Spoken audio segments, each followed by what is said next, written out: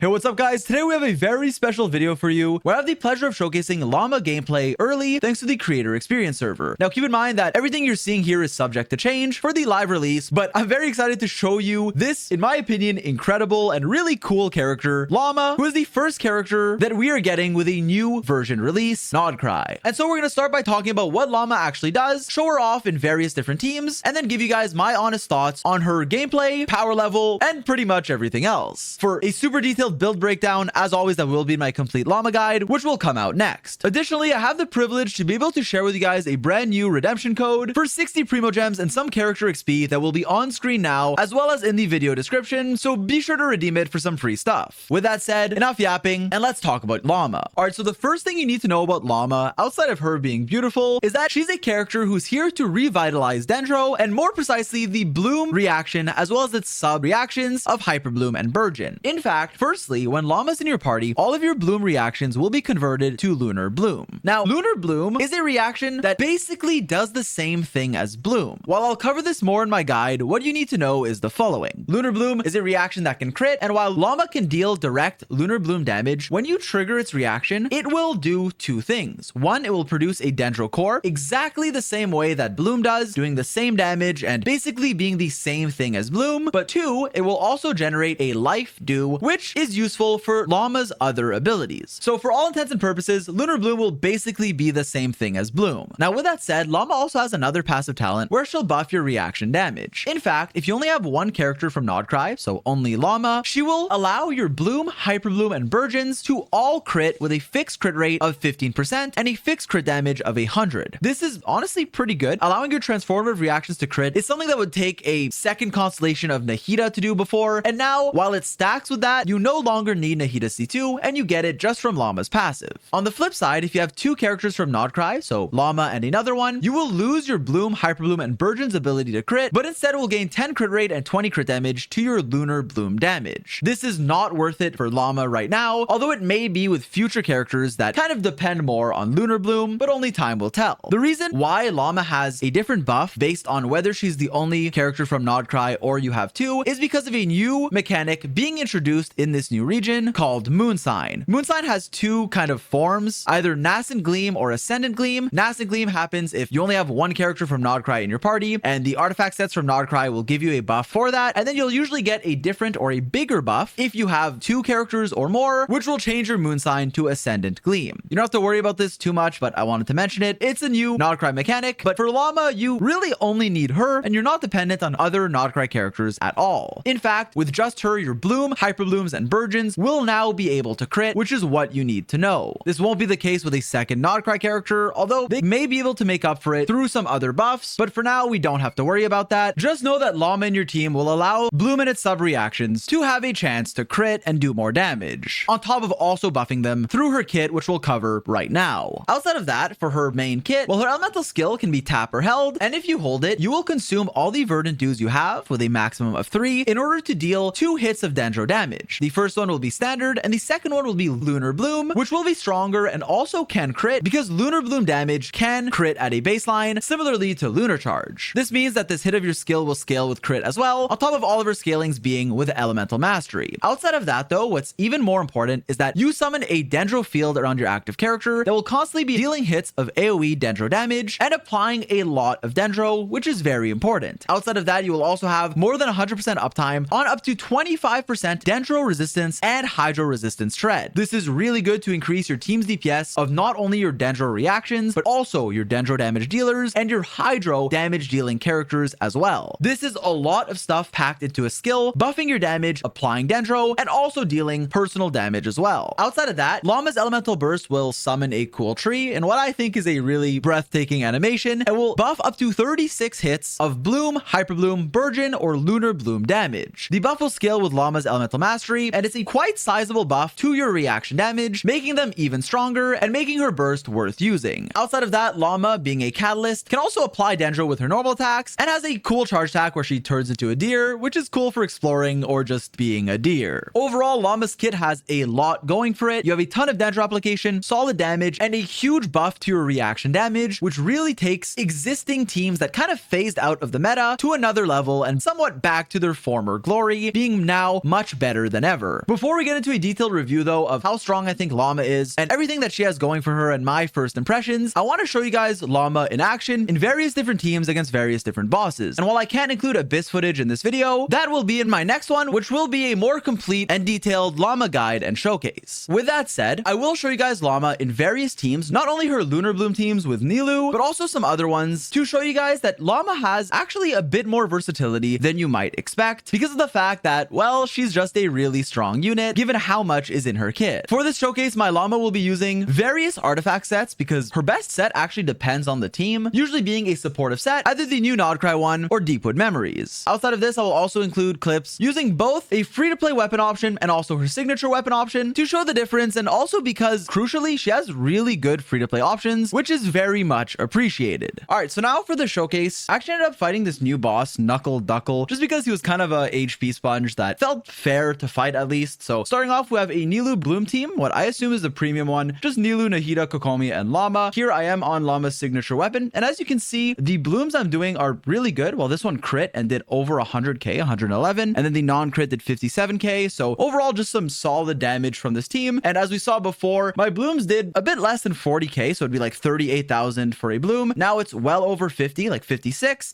and over 100 when I crit. Now keep in mind the crit rate's pretty low on the reaction, but still, this is really good for a Nilou Bloom team. Now, crucially though, as we'll discuss in the next section, Nilou Bloom is a team that thrives in AoE. So while the damage you're seeing here is definitely really impressive, it would be way better against multiple enemies, say 3 Magukenkis or just waves of many enemies, because Nilou Bloom is inherently an AoE focused team because of the bloom reaction exploding and doing a ton of damage. Now, once again, this is another run where basically the same stuff happened, but I crit my Lauma's hold skill at the end, which I thought was pretty cool, 224k, so I wanted to highlight that. But again, something we'll touch on is that making an AoE team like this work in single target and increase its DPS by a ton is a really big strength of Lauma. This, what you're seeing right now, is the same team but with a free-to-play weapon on Lauma, the event weapon that I talked about, and you'll see that the blooms are still doing a lot of damage. When my Kokomi triggers it here, yeah, 52k right there. That one is 48, another 52k. If we crit a bloom, it should be around 100 still, I believe. We're not critting at all. The crit rate is pretty low, so that's, yeah, 95k there. But still, you can see that even with the free-to-play weapon, we're doing really well, on top of the fact that the free-to-play option gives a ton of energy. Here we used a different team of, and by we, I mean me.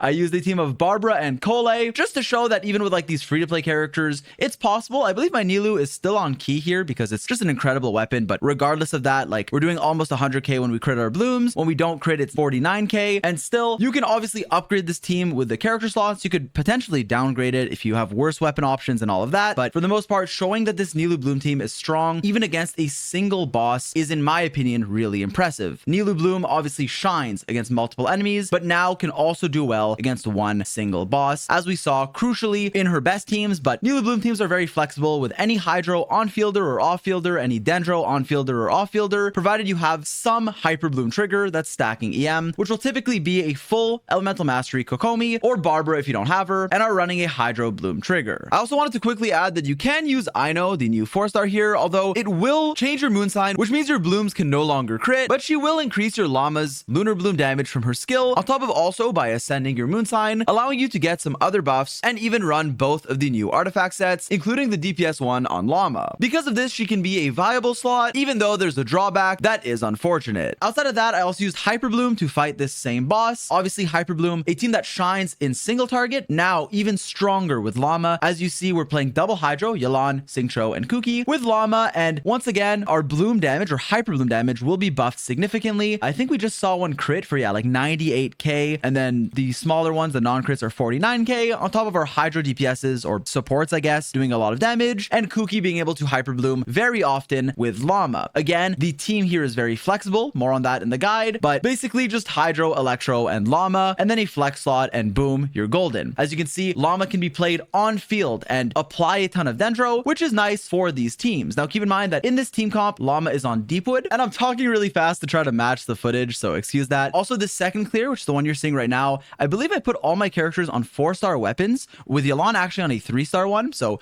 the damage is going to be lower, but still really good, right? It's Hyper Bloom, it's relatively cheap, you just need EM on your Kuki and Lauma, and then just whatever artifacts you can get for your other characters. Now, here we have a Neuvillette team, another example of a team comp that works really well with Lauma. Lauma is another addition addition to Nevelette's teams, another Nevelette buff. Now, this team obviously won't be like a traditional hypercarry Nevelette team, so your Nevelette's personal damage won't be as high. However, your team's damage can be one of his highest and potentially the highest, but that depends on a lot of factors. And this is because you'll have Hyperbloom damage coming from your Kuki, off-field damage from Lauma and Farina, and then your Nevelette, who will still get some buffs, but obviously it'll be more of like a team DPS here than just Nevelette. Additionally, in this team, you can run other Electros like Raiden or even Inefa. And while Inefa makes your Hyperblooms no longer able to crit because of the way Lauma's kit works, she'll make up for it because not only do you get other benefits from having this Ascendant Gleam Moon phase, but also Inefa's just really strong. Lunar Charge is good and she'll give you that, and her personal damage is good. She gives you a shield for C0 Nevelette, and this might be my favorite team now for comfort and just kind of blowing everything up. As you can see, I did say I'd fight multiple bosses, and even though I was spamming just the Knuckle Duckle, I did fight this sort of dragon bat thing with my Nevelette, and the problem with these other bosses is that they evaporate so fast that I didn't even have time to do a Nevelette burst. I barely did a rotation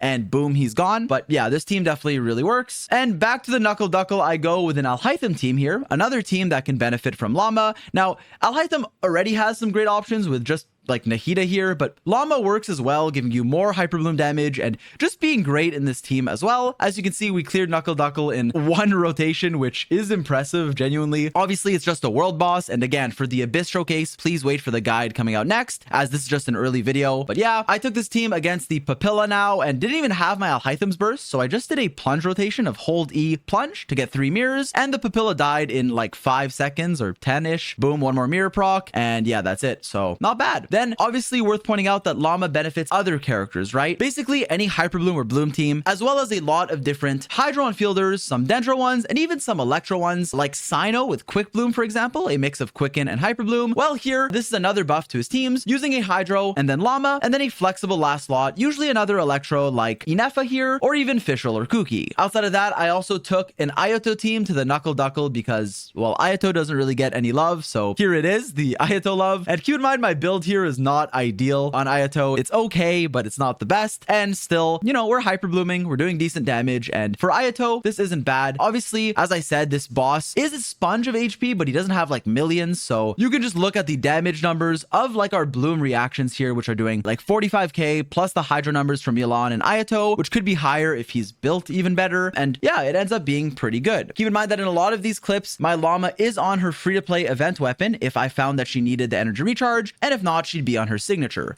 Both perform really well, and yeah, you could kind of see the weapon here. This is her event weapon. Yeah, right there, that's her event weapon, which gives a lot of ER and EM. So yeah, just another great option, and overall some solid teams, with the most impressive ones being the Nilou Bloom and the Hyper Bloom ones on top of Nevelette that we saw earlier. Outside of that, I did want to showcase some Burgeon, which is even more of a AoE reaction. So I just did a domain just to spice things up, used all my abilities, and within a few seconds of finalizing my rotation, everything just exploded. I got frozen because this enemy is annoying, but yeah, the more enemies there are, the more Burgeon will be, you know, useful because it's AoE, kind of like Bloom. And boom, we're burgeoning for over 40,000. Pretty solid team and pretty cheap too. Now here I went to fight a local legend. Usually I like to fight more of these, but Sappho kept running away, and a lot of the local legends aren't very fun for these type of teams. But regardless, I played Hyper Bloom with Xingqiu, Yelan, Kuki, and Lauma. My Lauma was on her event weapon, the free-to-play one. Xingqiu was on Sack, and Yelan and Kuki were on 5-star weapons. And with that, we fought this local legend that has, I believe, over 4 million HP. And as you can see, just through everything we're doing with builds that are solid but could even be improved, we managed to clear it quite easily. Obviously, this is a very annoying enemy. She runs around a lot and, you know, is not fun to fight, but regardless, you know, we're critting like 98Ks, and then our non-crit blooms are doing somewhere in the 40,000, yeah, 49,000 on top of just all the other damage we're doing. So Hyper Bloom, in my opinion, is back, kind of. Like, it's always been solid. Now it's even better, especially since like the DPS level increase that a lot of Natlan carries gave to the meta. Well, Hyper Bloom was solid, but not as high DPS, and now it's getting a buff with Lauma on top of Bloom teams, which I think is really nice. Once again, that clip was using Lauma's free-to-play weapon, and here, just to wrap things up, it wouldn't be a Zox video without the Vermilion domain, so boom, we're in my favorite domain of all time, just to test things, just using a standard Nilou Bloom team, the one I showed at the start. Here, I believe I was on like my best everything just to, I don't know, show you guys some decent damage with her signature and stuff. 200k there, and then we started blooming, and boom, before the reaction even started, before our rotation even started, I mean, everything everything is gone. And yeah, kind of hard to narrate over clips. So now I'm just going to let random background footage clips play as I talk. But basically, Lauma can be used in a lot of these different teams, more than just one or two that you might initially think. Now, yes, her main niche is going to be Bloom and Hyper Bloom. But even then, Nilou Bloom is a lot stronger now, both in AoE and single target, and Hyper Bloom is a lot better now as well, on top of also benefiting other carries, Hydro units, Dendro units, some Electro, Virgin as well, and potentially future characters too, which really makes me like Lauma, on top of the fact that she can be played either on field or off field. And so for my overall thoughts on Lauma, here they are. Firstly, I think Lauma is a genuinely incredibly strong character. This is because while I don't think her teams are game breaking, she's a support that takes a lot of old existing teams to another level. She's a character who makes Nilou Bloom teams much better, both in AoE and also especially in single target. And while this is her main appeal, these Lunar Bloom teams, she not only will likely synergize with future units, but also works well with other teams that we saw, like Hyper Bloom being a big buff there as well, Nevalette teams, giving him another great option, as well as also Burgeon, and just being a solid sub DPS in teams that need Dendro. To give a bit more context to her power level though, she takes Nilou Bloom teams, a team that is notoriously AoE, right? Really good against a ton of enemies because the Bloom cores will explode and do damage to everything you're fighting basically, to a much higher level. In AoE, your Blooms will just do way more damage. Here's a comparison of no Lauma versus with Lauma, and these buffs are genuinely very big, not to mention other vertical upgrades you may have like her signature weapon or even constellations. But crucially, while this team has always been good in AoE, it actually elevates it in single target to a really big degree. In fact, just through the early math that has been done, Nilou Bloom teams with Lauma in single target situations is seemingly going to be raised to the standard of a lot of the new Natlan carries. Now, while this won't come out and trivialize old teams or kind of dethrone Mawika, the fact that such an AoE team can work so well in single target thanks to Lauma is genuinely incredible. On top of that, it's also obviously going to still be better in AoE. So yeah, really big buff to Bloom that I'm trying to put into context here is a really big deal. On top of that, as I said, she's not confined to just Lunar Bloom, given the other teams that I showed you, helping some other solid carries and team archetypes. She helps bring Hyper Bloom back as either an on-field driver or off-field support, and the fact that she has good Dendro application, good Dendro and Hydro res shred, reaction damage buff, and personal damage makes her genuinely very valuable. She also is a character that has really good free-to-play weapon options, a new craftable and an event weapon that we'll cover in my guide, and has a signature weapon that, yes, is an upgrade, but is really not a needed one, which I personally like because it makes her weapon options very accessible. I do want to add that while Lauma's weapon choices are incredibly accessible, I want to mention that her signature weapon, if you have access to an upcoming event weapon that helps with your elemental mastery and your energy, which usually you will want or need in many teams, ends up being a worse upgrade than most signature weapons we've been seeing recently, and not worth it in my opinion, unless you just find it pretty, which is fair. I did want to mention that, as well as her first constellation being one that focuses on healing, which makes me feel like Lauma is a very complete and solid character at C0 without needing this vertical investment. But if you're someone who cares about that, knowing that her signature weapon and even her C1 aren't huge game changers like we've been seeing with a lot of characters is important to note. With that said, her first constellation, as I'll discuss in my guide, helps with healing, and while healing isn't directly a DPS upgrade, it is indirectly in the sense that you can go for an offensive, say, Hyper Bloomer like Raiden, instead of a healing one like Kuki, which ends up being more damage, as well as there being other things you can do in different team comps. Outside of that, Lauma's second constellation increases reaction damage considerably and is definitely very strong, but again, more on that in another video. For now, I mainly just wanted to highlight that her signature weapon isn't a huge upgrade compared to her amazing upcoming free-to-play weapon, but that's assuming you need the energy, and also, I think that's a really good thing for the accessibility of her power level. Outside of that, I want to say that while Lauma is, I think, really strong, like genuinely, she brings a lot of these old teams back to much higher levels and being competitive meta-wise with a lot of these strong teams without breaking the game or being the new best. She's also just a solid support for these reactions. With that said though, you obviously shouldn't feel forced to get her. Now, while I think that with the addition of the Stygian Onslaught and what I'm assuming is going to be new nod-krai Abyss rotations, being able to use various Dendro teams that are elevated with Lauma will be appreciated, especially if there's a specific specific boss in the Stygian Onslaught or something like that that favors these Dendro teams, then Lauma will be a great addition to your account, on top of obviously being worthwhile if you either like her or like the teams she's played in, or maybe want to bring your Nilou back, or again, any of the other Bloom or Hyper Bloom or other teams that I mentioned in this video.